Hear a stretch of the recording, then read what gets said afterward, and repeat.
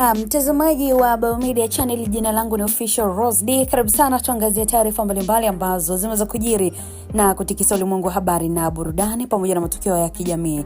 Endelea kusubscribe, kushare, kulike, kucomment kwa ajili ya kuwa mwanafamilia na mtu kwanza kabisa kupata taarifa mbalimbali kupitia channel yako pendwa kabisa hii ya Biomedia. Ni taarifa ambako Mange ametoboa siri, Jumuiya ya Madola yatoa siku 30 kwa serikali ya Tanzania kumwachia huru Tundu Lissu.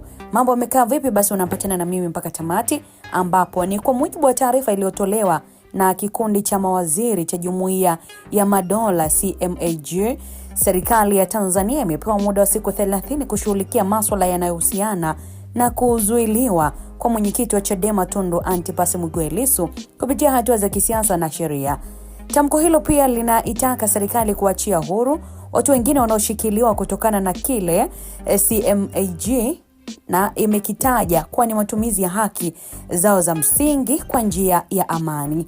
Maamuzi hayo yalitangazwa Julai 10 mwaka 2026 baada ya mkutano wa dharura wa CMAG uliojadili hali ya utawala wa sheria, haki za binadamu na mazingira ya kisiasa nchini Tanzania. Kwa mujibu wa tamko hilo, CMAG imeeleza kuwa hatua hizo ni muhimu katika kuimarisha misingi ya demokrasia, utawala bora na kuhakikisha wananchi wanapata fursa ya kushiriki shughuli za kisiasa bila hofu.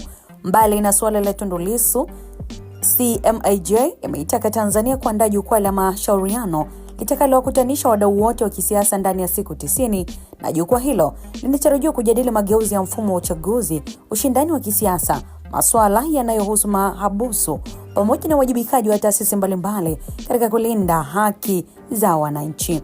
Aidha, tamko hilo limeitaka serikali kurejesha uhuru kamili wa matumizi ya mitandao ya kijamii ndani ya siku 60, na CMAG imeeleza kuwa uhuru wa mawasiliano na upatikanaji wa taarifa ni sehemu muhimu ya demokrasia na unapaswa kulindwa kwa mujibu wa sheria na viwango vya kimataifa.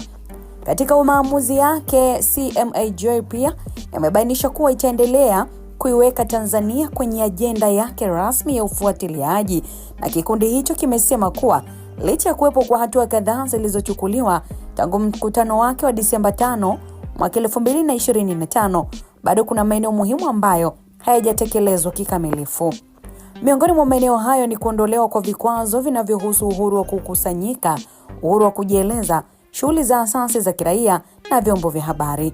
Lakini pia kimehimiza kuwepo kwa mazungumzo ya kisiasa yanayojumuisha vyama vyote vya siasa pamoja na kuhakikisha kuna kuwepo na uwajibikaji kwa wahusika wa matukio ya vurugu, huku waathirika wakipata fidia pale ambapo itathibitika kuwa inastahili. Tamko hilo linakuja wakati Tanzania ikiendelea kujiandaa kwa shughuli mbalimbali za kisiasa, huku wadau wa ndani wa kimataifa wakifuatilia kwa karibu maendeleo ya mazingira ya kisiasa na utekelezaji wa haki za misingi nchini Tanzania.